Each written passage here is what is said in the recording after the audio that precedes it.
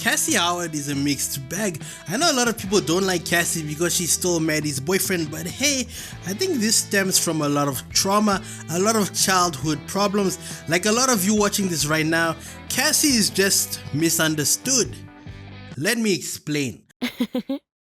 The Big Dipper.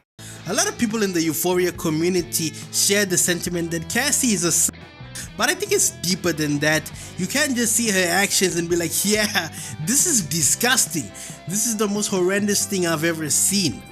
There's a reason why Cassie Howard does what she does, and I think this is very evident from the flashback in one of the episodes during the first season. When Cassie was still young and still a kid, most men who were older treated her normally until one day she started growing into a young woman, and slowly but surely old men started to creep on her and wanted to feel on her. They wanted to cop a feel.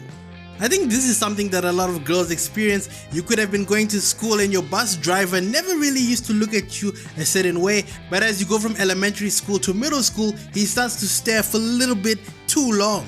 That's exactly how Cassie Howard was being treated by older men. They were essentially trying to groom her from a young age, and she didn't really understand it because Lexi never got this treatment, so she didn't even have anyone to really go to and vent to, because her sister probably wouldn't understand where she was coming from.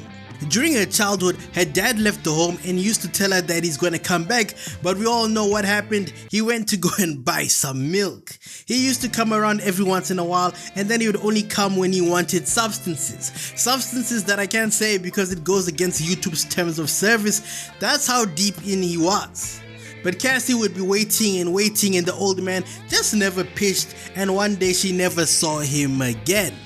This is basically where Cassie's abandonment issues stem from, the fact that she was raised by a single mom. Her distrust towards men probably came from this situation. Okay, I wouldn't really say she distrusts men, but you can see that sometimes she's very iffy when it comes to guys. Sometimes she does things that someone would say makes her a slut, but like I said earlier, it's not just black and white. For example, during that scene where Nate is showing the rest of his boys that video of Cassie being fucked like a hooker, that video is the prime example, but this pipeline is very normal. I know it's abnormal behavior, but it isn't uncommon. For example, we see this with OF girls. Half of them say they had no father in their life, so this is just one of those cases. This grooming she experienced when she was a kid is also the reason why she probably likes older guys, aka Christopher McKay, and the fact that her dad left, she's probably looking for an older guy to fill that role of a father figure, and with McKay being in college, this probably isn't that off of a hypothesis/theory. What's even worse is Cassie's mom. Cassie's mom is a present mother, but she's not really the best mother. She always looks like she's out of it. You can even see this in the scenes where her mom is busy telling McKay, don't get her pregnant, or she's a difficult one to get along with. Talk about selling your kid short, huh? It's always these very snarky comments about her own kid, and I'm pretty sure Cassie has been hearing that her whole life, so that pretty much tells you the entire relationship and its dynamic.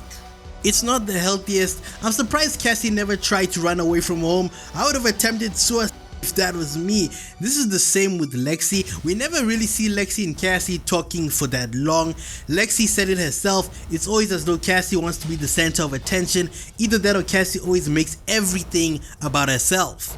I think this was very evident from that scene where Lexi kind of gives this shady remark saying that, oh yeah Cassie, you look good, but for you it's still not enough.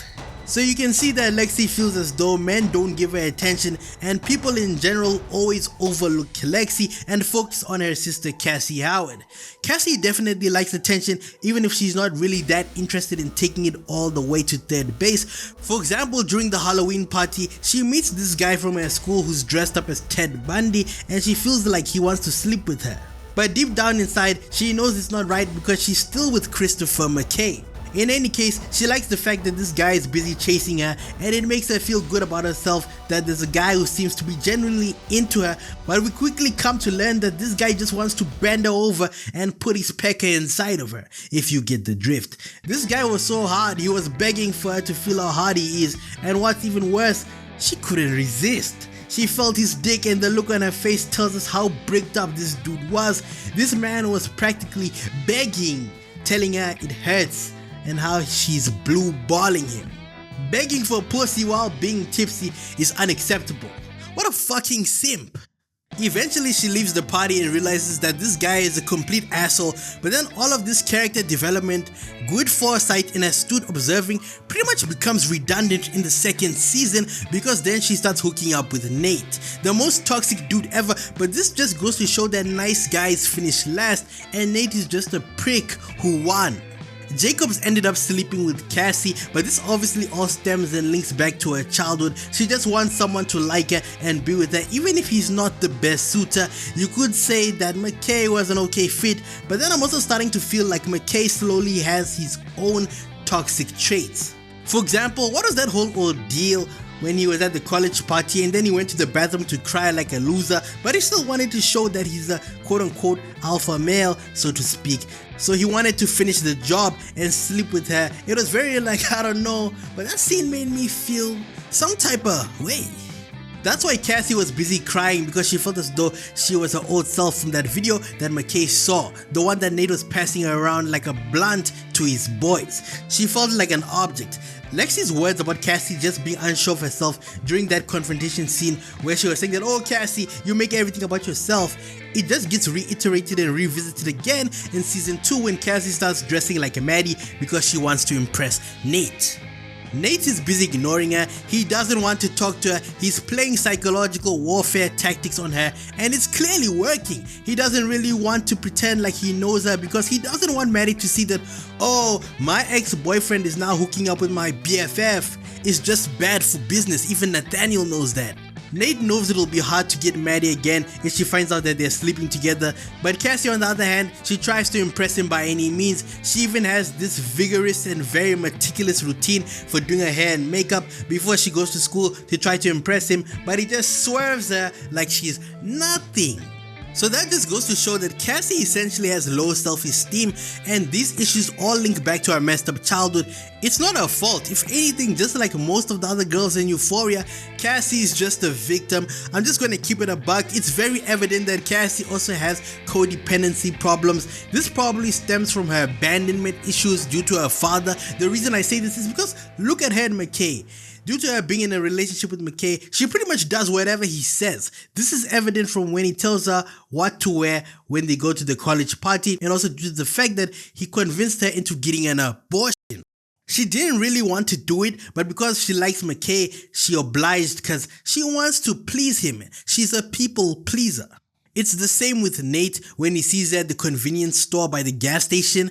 Then he talks to her. She pretty much goes with him. She goes to the party and then they hook up. She could have easily denied this dude, but she just went with the flow because, like I said earlier, Cassie has a plethora of problems, and sometimes when you see these moments throughout the show, you just feel bad for her.